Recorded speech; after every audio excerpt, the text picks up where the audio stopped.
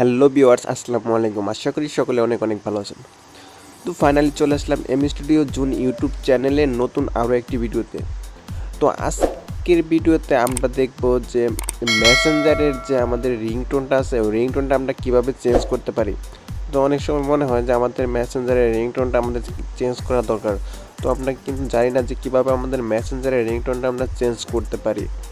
তো আজকে এই ভিডিওটা বেসিক্যালি এই টপিকের উপরেই করা, আমরা কিভাবে মেসেঞ্জারে রিংটোন চেঞ্জ করতে হয় আপনি সেটাই দেখব। তো সিম্পলি যদি আপনি চেঞ্জ করতে চান মেসেঞ্জারের রিংটোনটা, তো সিম্পলি আপনাকে মেসেঞ্জারের ভেতরেও চলে যেতে হবে। তো মেসেঞ্জারের ভেতরে চলে যাওয়ার পর উপরের দিকে যে আপনার প্রোফাইল ফটোটা আছে, আপনি ওখানে একটা ক্লিক করে দিবেন। এখানে ক্লিক করে দেওয়ার পরে সিম্পলি এরকম একটা ইন্টারফেস চলে আসবে। এখান থেকে আপনি নিচে দেখতে পাবেন নোটিফিকেশন অ্যান্ড সাউন্ডস নামে একটা অপশন। তো এখানে সিম্পলি এখানে একটা ক্লিক করে দেবেন। তো এখানে ক্লিক করে দেওয়ার পরে কিন্তু এখানে রিংটোন নামে আরেকটা অপশন খুঁজে পাবেন। তো এখানে একটা ক্লিক করে দেন।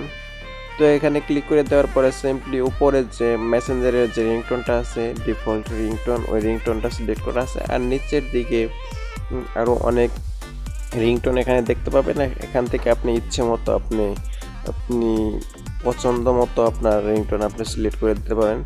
তো এখান থেকে সিলেক্ট করে দিয়ে আপনি আপনার পছন্দ মতো একটা রিংটোন সিলেক্ট করে দিয়ে আপনি কিন্তু এখান থেকে ব্যাক প্রেস করে দিয়ে আপনি বের হয়ে যাবেন।